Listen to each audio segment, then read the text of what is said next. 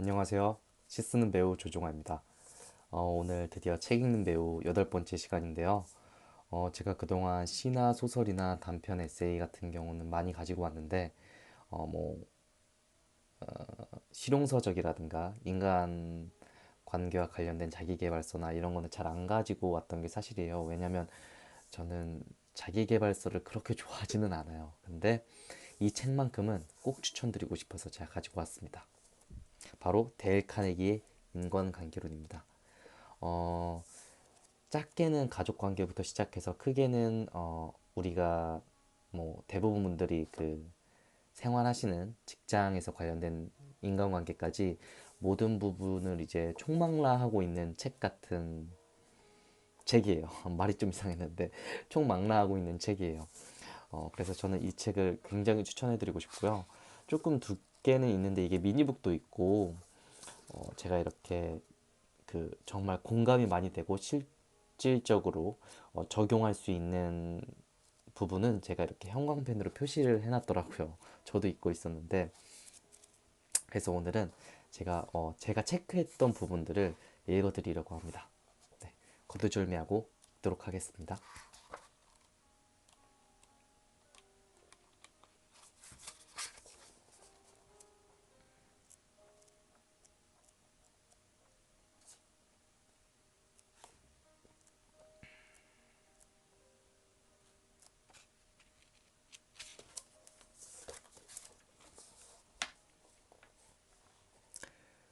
독일 군대는 병사들이 불만이 생겨도 그 즉시 불만을 보고해서는 안 된다.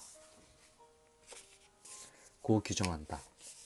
불만이 있는 병사는 일단 하룻밤을 보내며 열을 식혀야 하며 즉시 보고하는 병사는 처벌받는다.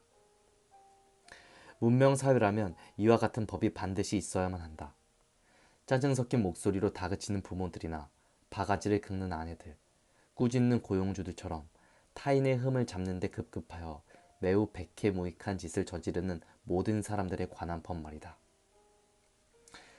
저는 이 말이 굉장히 제가 실제로 살아가면서 많이 느꼈던 부분이 정말 화가 날 때 그 순간에 화를 내지 않고 조금 뭐 예를 들어서 잠을 자고 일어난다든가 아니면 하루 이틀이 지나고 나서 제가 그 사건을 대할 때 태도와 행동이 굉장히 많이 달라지더라고요. 그래서 저는 이 문구가 굉장히 마음에 들었어요.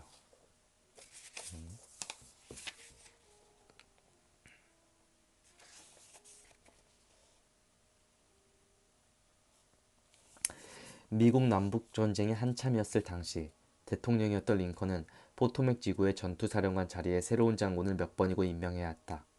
맥클레런, 포프, 번사이드, 후커, 미드 등 그 자리에 임명되었던 장군들마다 비참한 패배를 거듭했기 때문이다. 북부 측 국민들은 그들을 무능하다고 맹렬히 비난했고 링컨 자신도 절망의 늪에 빠지긴 했지만 그는 누구에게도 악의를 품지 말고 모두에게 사랑을 베풀자고 마음먹고 있었기에 침묵을 지켰다. 그가 좋아한 인용구 하나는 남으로부터 비판받고 싶지 않으면 남을 비판하지 말라였다. 또한 아내나 다른 이들이 남부 사람들에 대해 나쁘게 이야기할 때도 링컨은 그들을 비난하지 마세요. 우리도 그들과 같은 상황에 있었다면 그렇게 행동했을지 모르니까요. 라고 말했다. 이게 그 유명한 역지사지죠.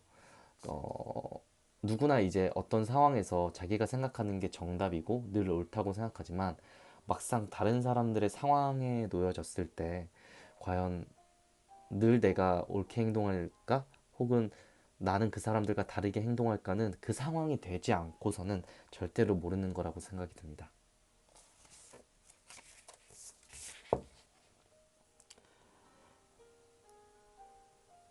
사교성 업기로 유명한 벤저민 프랭클린은 뛰어난 외교적 수완과 사람들을 상대하는 능수능란한 기술을 갖춰 프랑스 주재 미국 대사가 되었다. 그의 성공 비결은 무엇이었을까? 이에 대한 그의 대답은 저는 그 누구에 대한 험담도 절대 하지 않습니다. 대신 제가 아는 모든 이의 장점에 대해 말할 뿐입니다. 였다. 영국의 철학자 토머스 칼라일은 위인의 위대함은 범인을 대하는 태도에서 드러난다고 말했다. 사람을 비판하기 이전에 그들을 이해해 보려고 노력하자. 그들이 왜 그런 행동을 하는지 곰곰이 생각해 보자. 모든 것을 알게 되면 모든 것을 용서하게 된다. 원칙 1. 다른 이들에 대해 비판과 비난, 불평을 삼가라. 이게 인간관계를 유지하는 원칙 1이래요. 사실 사람은 살아가는 환경과 놓여져 있는 위치와 그리고 인간관계가 다 다르기 때문에 솔직히 내가 그 상황이 돼보지 않으면 모르는 거고, 함부로 다른 사람이 설령 잘못을 했다 하더라도 비판과 비난을 함부로 해서는 안 된다고 봐요. 왜냐면은 인간은 각자만의 정답이 다 다르고 가치관도 다르기 때문에 그런 부분을 존중을 해줘야만 더 오히려 다양성이 존중되는 사회가 되지 않을까 생각합니다.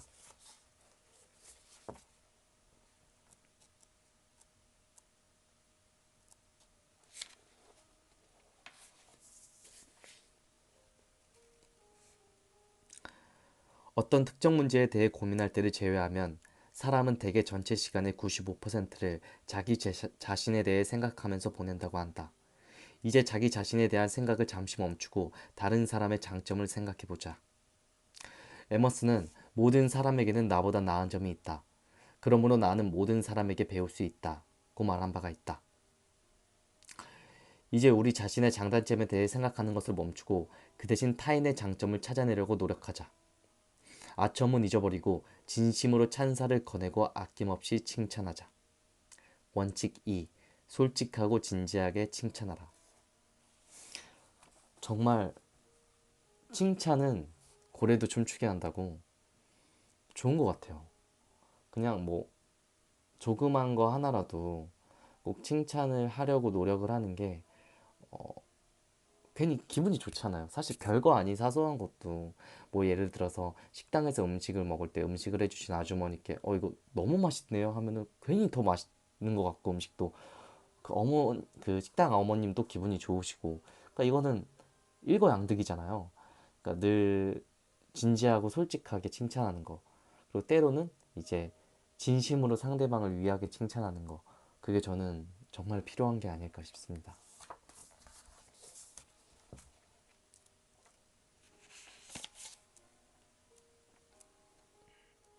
윌리엄 완터는 자기 표현 욕구는 인간 본성에서 중요한 필수적 요소라고 말한 바가 있다.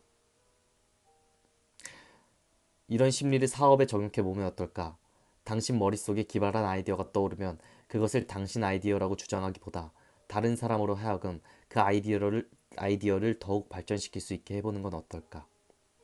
우선 상대방의 마음속에 강한 욕구를 불러일으켜라. 이대로 하는 자는 세상을 얻겠지만 그렇지 않은 자는 외로운 길을 걸을 수밖에 없다. 상대방의 마음속에 강한 욕구를 불러일으켜라. 사람을 다루는 데 필요한 기본 원칙 중에 하나다. 어, 이게 뭐냐면은 약간 그런 거죠. 음, 예를 들어서 어, 아이들을 가르칠 때 아이들이 싫어하는 거를 무조건 해 이렇게 얘기하는 것보다 그 아이들이 그 상황을 어떻게 하면 재밌게 만들까, 뭐 이거 자체가 예를 들어 놀이라고 생각하면 어떨까, 그런 것 자체가 이제 아이들로 하여금 욕구를 불러일으키게 해서 내가 뭔가 굳이 요구를 하지 않아도 상대방이 먼저 알아서 움직이는 거죠. 그러니까 그렇기 때문에 아까 말한 뭐 비난과 불평을 삼가고 칭찬을 하고 마음속에 강한 욕구를 불러일으키게 되는, 이게 뭔가 뭐 유기적으로 연결돼 있다라는 느낌을 저는 들어요. 네. 그래서 이 책이 참 좋더라고요.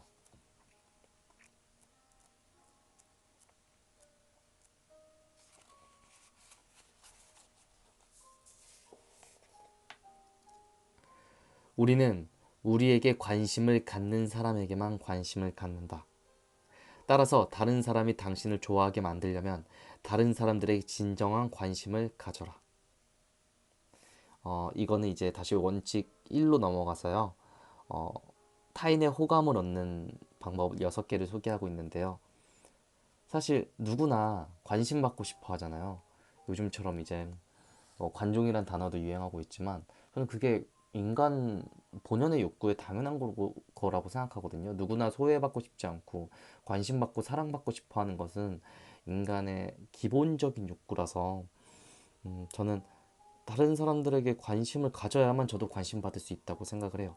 약간 이런 부분이 아들러 심리학에서도 나오긴 하는데 결국 우리는 사회적 동물이기 때문에 남에게 관심을 갖는 것은 정말 중요한 것 같습니다.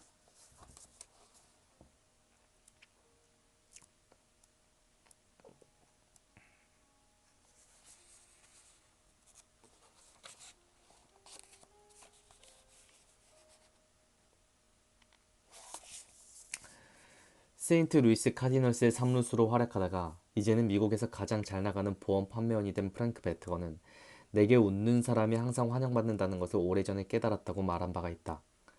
그래서 그는 누군가의 사무실에 방문할 때 항상 문 앞에 잠깐 멈춰서서 감사해야 할 수많은 것들을 떠올리고 진심이 담긴 미소를 활짝 지은 뒤 그 미소가 사라지기 전에 사무실 문을 열고 들어간다.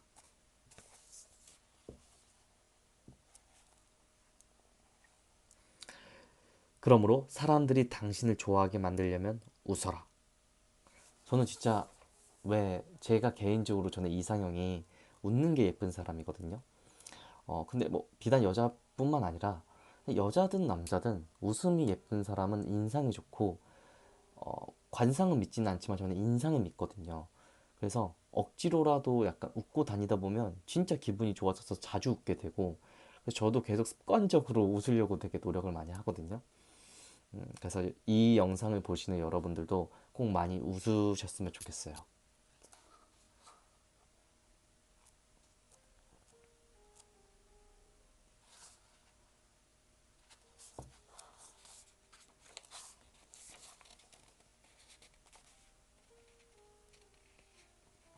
이름을 제대로 못 들었을 때 그는 정말 미안하네. 다시 한번 이름을 말해주지 않겠는가? 하고 물었다. 이름이 독특한 경우에는 철자가 어떻게 되지? 하고 물었다. 또한 대화 중에도 그는 일부러 몇 번이고 상대방의 이름을 불렀고 그의 특징, 표정, 전체적인 모습을 이름과 연관시켜 외우려고 했었다. 상대가 중요한 사람일 경우에 그는 더 많은 공을 들였다. 상대가 자리를 비워 혼자 있게 될 때는 그 사람의 이름을 즉시 종이에 쓰고 그것을 뚫어져라 쳐다보며 집중해 기억에 새긴 다음 종이를 찢어버렸다.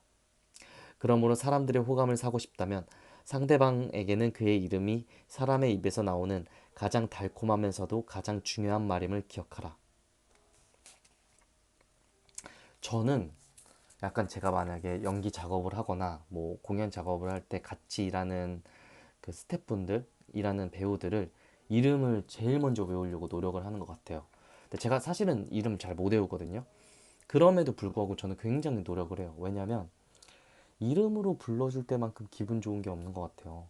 그래서 많은 부부분들이 뭐 누구 엄마, 누구 아빠 이렇게 하는데 그것보다는 이름으로 불러주는 게 그 사람의 자존감을 확립하는데도 굉장히 도움이 많이 된다고 합니다. 그래서 여러분도 꼭 상대방의 이름으로 부르는 습관을 기르셨으면 좋겠어요.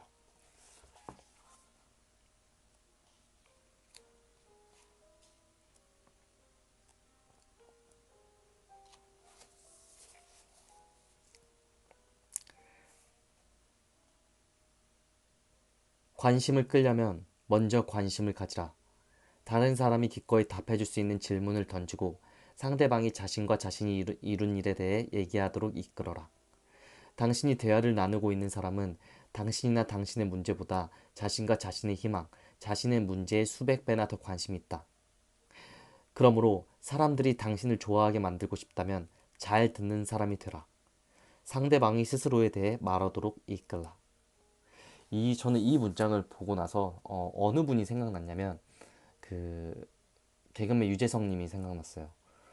그 유재석 씨께서 그 방송을 하시는 모습을 보면 물론 본인이 워낙 이제 웃기신 개그맨이시기도 하지만 너무 잘 들으시는 거예요. 그 경청하시는 습관이 진짜 저렇게 중요하구나. 사람이 성공하고 인간관계에서 좋은 관계를 구축하는 데 있어서 저만큼이나 중요하구나라는 거를 눈으로 보게 되는 것 같아요. 네, 그래서 저도 앞으로 잘 듣기 위해서 노력하도록 하겠습니다.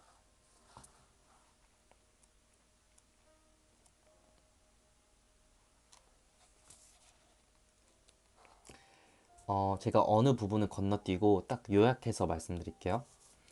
타인의 호감을 얻는 6가지 비결. 1번. 다른 사람들에게 진정한 관심을 기울여라. 2번. 웃어라. 3번. 상대방에게는 그의 이름이 사람의 입에서 나오는 가장 달콤하면서도 가장 중요한 말임을 기억하라. 4번. 잘 들어라. 상대방이 스스로에 대해 말하도록 이끌어라. 5번. 상대방의 관심사에 대해 이야기하라. 6번. 상대방이 인정받고 있음을 느끼게 하라. 그리고 진심으로 인정하라. 다 맞는 말이죠. 일단 관심을 가지고 웃으면서 관심을 가지는 거죠. 그리고 그 사람의 이름을 기억을 해서 이름을 불러주면서 관심을 가지면서 웃는 거죠. 그리고 상대방이 이야기할 때 잘 들어주는 거예요. 그리고 나서 되질문할 때 상대방의 관심사에 포커스를 맞추고 이야기를 하고, 그리고 나서 상대방이 인정받고 있음을 느끼게 하는 거죠. 칭찬을 통해서. 그리고 그거를 그냥 단순히 허례허식이 아니라 진심으로 인정하면서 칭찬하게 되면은 좋은 호감을 얻을 수 있게 된다는 거죠.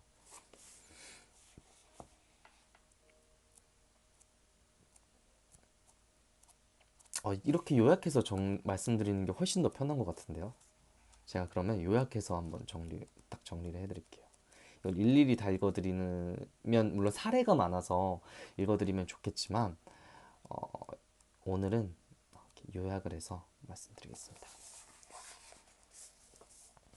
상대를 설득시키는 12가지 방법. 논쟁에서 이기는 유일한 방법은 그것을 피하는 것뿐이다. 저는 왜 가끔 가다가 친구들끼리 별것도 아닌 걸로 싸울 때가 있잖아요. 그래서 굳이 이렇게 에너지 소모가 될 바에야 내가 이거를 피하고 굳이 그냥 상대방은 이렇구나 하고 인정하고 넘어가 주는 것도 전 되게 좋은 미덕이라고 생각이 들거든요. 이 말은 되게 중요한 것 같아요. 오히려 논쟁을 막 하려고 하기보다 그거를 피할 때 상대방은 한 번 더 생각하게 되고 설득이 되는 거죠. 2번. 상대의 의견을 존중하고 그의 잘못을 지적하지 말라. 그쵸? 이것도 앞에 말했던 거죠. 상대방의 의견 자체를 존중하고 그가 설령 잘못했다고 해도 본인 자신이 아마 제일 먼저 잘 알고 있을 거예요. 혹은 제가 굳이 지적하지 않아도 어떤 경험을 통해서 깨닫기 때문에 근데 문제는 제가 지적을 하게 되면은 기분이 나쁠 수 있다라는 거죠. 그쵸? 3번. 잘못을 했을 때는 빨리 그것을 분명하게 그것을 인정하라. 이거 제가 굉장히 중요하게 생각하는 거거든요.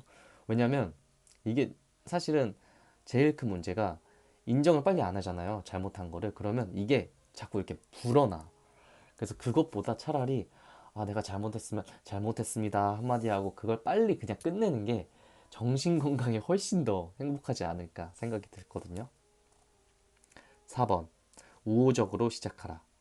늘 이제 상대방이 좋은 사람이고 우호적이고 긍정적인 사람이다라고 생각하고 시작을 해야 저도 편하게 대할 수 있겠죠. 5번. 상대가 기꺼이 네라고 대답할 수 있게 만들라. 이거는 뭐냐면 상대에게 이런 긍정적인 포텐셜을 유지를 하면서 네라고 대답할 수 있게끔 유도를 하는 거죠. 근데 만약에 자꾸 뭐 어떤 사람을 설득하는데 태클을 걸거나 부정적인 질문을 하거나 하면은 그게 왜 사람이 분명히 듣기에 이게 맞거든. 그런데 그럼에도 불구하고 아니오라고 얘기하고 싶어져요. 그러니까 결국에는 네라고 대답할 수 있게 만들려면 우호적인 게 정말 중요한 것 같아요. 6번. 나보다 상대가 더 많이 이야기하게 하라. 정말 중요하죠. 아까 말했던 경청하는 습관. 7번. 상대가 스스로에게 생각해냈다고 느끼게 하라. 이거는 약간 같은 프로젝트를 하거나 작업을 할 때 약간 이거 좀만 내가 이렇게 뭔가 던져주면은 이 친구가 깨달을 것 같은데 할 때 가르치려고 하지 말고 이렇게 말을 유도리 있게 그러니까 융통성 있게 돌려 말함으로써 상대방이 깨달으면서 이거 이렇게 이런 좋은 아이디어가 있는데라고 하면서 말하게 하면은 상대방은 되게 기분이 좋죠. 근데 나중에 훑어보면 이 사람이 이걸 말해줘서 내가 할 수 있었네. 근데 이 사람은 생색도 안 냈네 하면서 오히려 상대방한테 호감도 얻고 설득도 할 수 있는 거죠. 8번. 상대의 입장에서 사물을 보려고 진심으로 노력하라. 이거는 말 그대로 정말 진심으로 노력하시면 되고요. 9번. 상대의 생각과 욕구에 공감하라. 10번. 상대의 고상한 동기에 호소하라. 상대의 생각과 욕구에 공감하라는 앞에서 말씀드렸던 어, 잘 들어라에 바로 직결되는 얘기인 것 같고요. 10번 상대의 고상한 동기에 호소하라. 저는 이게 그 스티브 잡스가 그 펩시콜라의 그 전 CEO였죠. 그 존 스컬리시를 애플로 데려오기 위해 설득하기 위해서 그 이런 질문을 했어요. 평생 설탕물이나 팔면서 살고 싶냐고. 그러니까 당신이 진정으로 원하는 가치, 경영 가치가 무엇인지 한번 생각해 보라고 한 얘기겠죠. 그런 고상한 동기에 오히려 호소를 하는 게 상대방을 진짜 설득할 수 있지. 뭐 화려한 제안이나 뭐 좋은 언변도 좋겠지만 상대가 진정으로 이 일을 할 때 추구하는 가치와 처음에 시작했던 열정이 무엇인지 그 자체에 호소하는 게 전 굉장히 중요하다고 생각을 해요.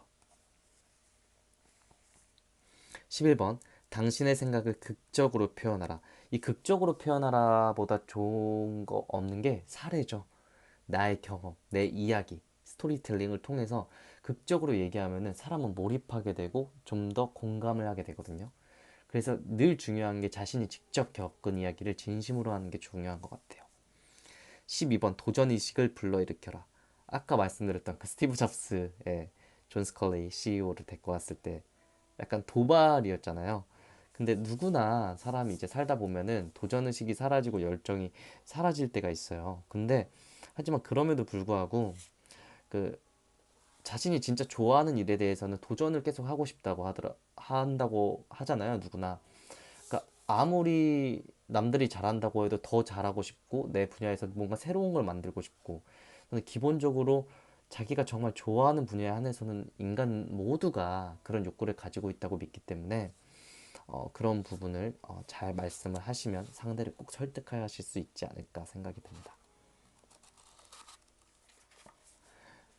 감정을 상하게 하지 않고 상대를 변화시키는 9가지 비결. 1번. 칭찬과 솔직한 감사의 말로 시작하라. 2번. 상대의 실수는 간접적으로 지적하라.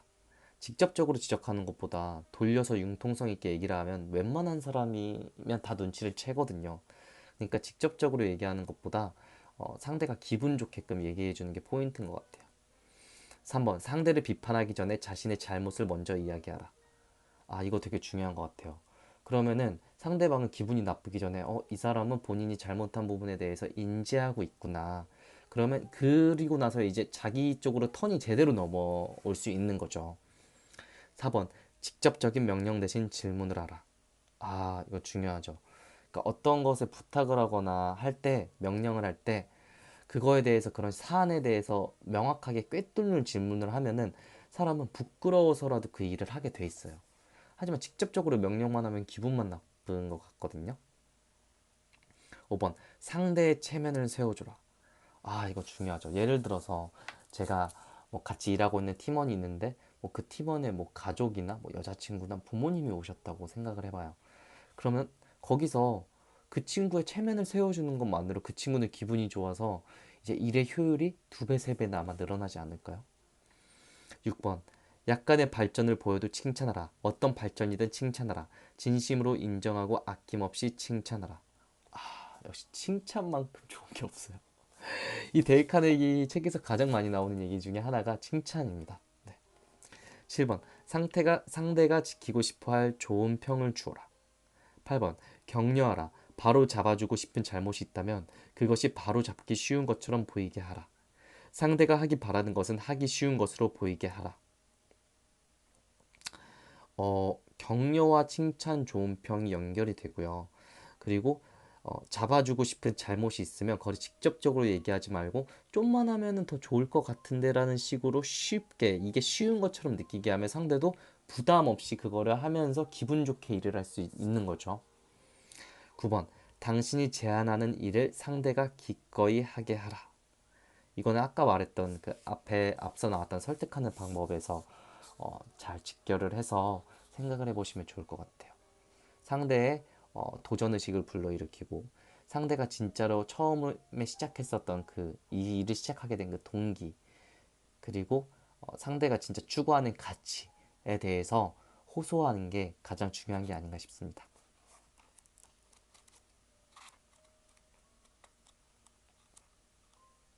그럼 마지막으로 아마 가장 중요한 걸 거예요. 가와만사성이라는 말이 있죠. 행복한 가정을 만드는 7가지 방법. 1번, 잔소리하지 말라. 아, 이거 정말 중요해요. 남자분이나 여자분이나 잔소리라기보다는 애정을 섞어서 하면 어떨까? 하면 더 좋을 것 같은데? 뭐 예를 들어서 이런 거 할 때 너무 예뻐 보여. 이런 거 할 때 너무 멋있어 보여. 칭찬으로 상대를 움직이게 하는 거죠. 2번, 상대를 바꾸려 하지 말라. I love you just the way you are. 있는 그대로 상대를 사랑하는 것. 정말 중요하죠. 사실 20 몇 년간 30 몇 년간 살아온 거를 그렇게 쉽게 바꿀 수 없잖아요. 바꾸려 하지 말고 있는 그대로 사랑을 해주는 게 중요하겠죠. 3번 비난하지 말라. 4번 진심으로 칭찬하라. 절대로 비난하지 말고 잔소리하지 말고 바꾸려 하지 말고 마지막에 결국 또 칭찬이네요. 5번 작은 관심을 표현하라. 저는 사실 이게 여기는 작은 관심이라고 있지만 그게 사소한 거를 아마 얘기한 거겠죠. 저는 사소한 관심, 큰 관심은 늘 필요하다고 생각해요. 특히 가까이 있는 사람일수록 그게 애정에 관한 직결적인 표현이거든요. 6번 예의를 갖춰라. 아무리 친한 사이에도 그 선이라는 게 있잖아요. 기본적인 예의가 있고 해야 할 말이 있고 하지 말아야 할 말들이 있잖아요. 그게 예의를 갖추는 게 아닐까 싶습니다. 7번 결혼 생활의 성적인 측면에 관한 좋은 책들을 읽으라. 저는 사실 제가 결혼을 하지 않아서 이것에 대해서 제가 명확하게 얘기는 할 수 없어요. 하지만 결국 성적인 부분에 관해서는 어떻게 보면은 그 법적인 그 제도를 통해서 이 사람을 책임지기로 한 거잖아요. 그런 부분에서는 저는 상대방한테 만족감을 주기 위해서 늘 노력해야 되고, 그래서 단순히 뭐 성적인 부분이나 뭐 성관계라고 얘기하기보다는 상대에게 늘 설렘과 애정을 느낄 수 있도록 나도 자기 자신을 개발을 하고 어, 조금 더 멋있고 예쁘게 살아가려고 하는 것 자체가 저는 한 인간으로서 그리고 또 좋은 남편이자 아내로서 굉장히 좋은 시도라는 생각이 들어요. 아무튼 제가 오늘 이렇게 데일 카네기의 인간관계론을 정말 짧게 요약해서 중요하게 말씀드렸는데요. 마지막으로 제가 한 번 더 이 원칙만 쫙 읽어드리고 끝내도록 하겠습니다. 섹션 1 요약 정리. 사람을 다루는데 필요한 기본 원칙. 1번 다른 이들에 대한 비판과 비난 불평을 삼가라. 2번 솔직하고 진지하게 칭찬하라. 3번 상대방의 마음속에 강한 욕구를 불러일으켜라.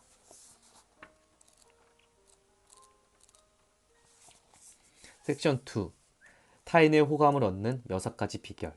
1번 다른 사람들에게 진정한 관심을 기울여라. 2번 웃어라.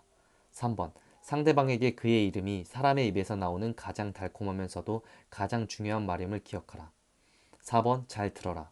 상대방이 스스로에 대해 말하도록 이끌어라. 5번 상대방이 관심사에 대해 이야기하라. 상대방의 관심사에 대해 이야기하라. 6번 상대방이 인정받고 있음을 느끼게 하라. 그리고 진심으로 인정하라. 섹션 3 상대방을 설득하는 12가지 방법. 1번 논쟁에서 이기는 유일한 방법은 그것을 피하는 것뿐이다. 2번 상대의 의견을 존중하고 그의 잘못을 지적하지 말라. 3번 잘못을 했을 때는 빨리 그리고 분명하게 그것을 인정하라. 4번 우호적으로 시작하라. 5번 상대가 기꺼이 네라고 답할 수 있게 만들라. 6번 나보다 상대가 더 많이 이야기하게 하라. 7번 상대가 스스로 생각해냈다고 느끼게 하라. 8번 상대의 입장에서 사물을 보려고 진심으로 노력하라. 9번 상대의 생각과 욕구에 공감하라. 10번 상대의 고상한 동기에 호소하라. 11번 당신의 생각을 극적으로 표현하라. 12번 도전의식을 불러일으켜라.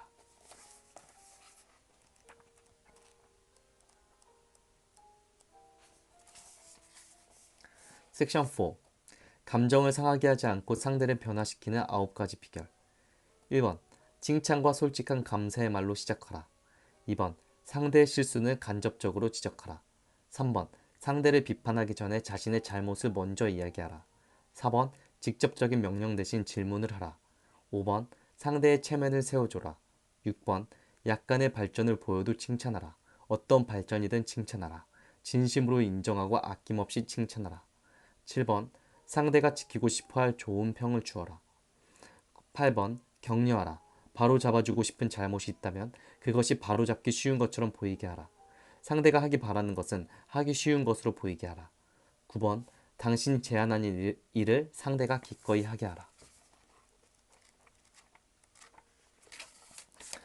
행복한 가정을 만드는 7가지 방법. 1번 잔소리하지 말라. 2번 상대를 바꾸려 하지 말라. 3번 비난하지 말라. 4번 진심으로 칭찬하라. 5번 작은 관심을 표현하라. 6번 예의를 갖춰라. 7번 결혼 생활의 성적인 측면에서 관한 좋은 책들을 읽으라. 이렇게 데일 카네기의 인간관계론이 요약 정리를 다 말씀드렸고요. 사실 이렇게 좋은 책을 읽어도 내가 이거를 실제 인간관계에서 적용하지 못한다면 의미가 없다고 생각을 해요. 그러니까 여러분들은 꼭 이 좋은 책을 읽으시고 여러분들만의 좋은 인간관계를 형성하셨으면 좋겠습니다. 다음번에 더 좋은 책으로 찾아뵙도록 하겠습니다. 감사합니다.